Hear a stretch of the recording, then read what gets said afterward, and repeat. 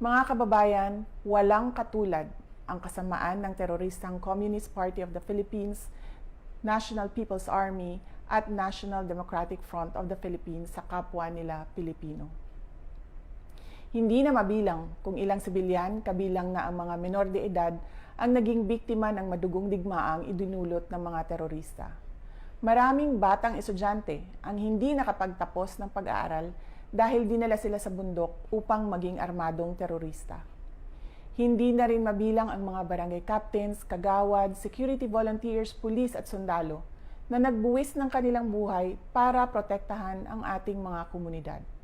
Nananawagan ang kanilang mga pamilya ng hustisya, subalit hindi ito makakamit kung bibigyan natin ang mga teroristang grupo ng amnestiya sa pamamagitan ng Proclamations 403 at 404.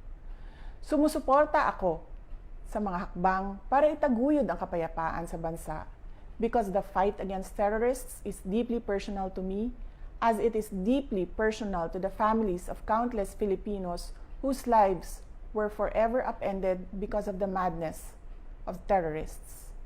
Pero hindi ang pagbibigay ng amnestiya ang daan sa kapayapaan. Ang dapat nating gawin ay pagpatuloy ang ating mga nasimulan sa NTF-ELCAC at mas palakasin pa ang mga ito. Panalo na tayo, lumalaban na ang mga komunidad. Mr. President, the government's statement with the NDFP in Oslo was an agreement with the devil. Napatunayan na natin sa kasaysayan na hindi sila seryoso at wala silang sinseridad sa usaping pangkapayapaan. Gagamitin nila itong peace negotiation sa pagtraidor sa pamahalaan at paglinlang sa taong bayan. We appeal to your power to review these proclamations and agreements.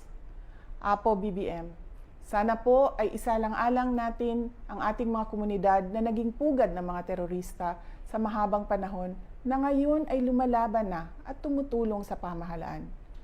Let us honor the memory of those who died in the senseless and bloody attacks of the NPA, CPP, and DFP. Mr. President, we can negotiate for peace and reconciliation and pursue meaningful development efforts in the Philippines without capitulating to the enemies. Hiling namin na kami ay mapakinggan. Shukran.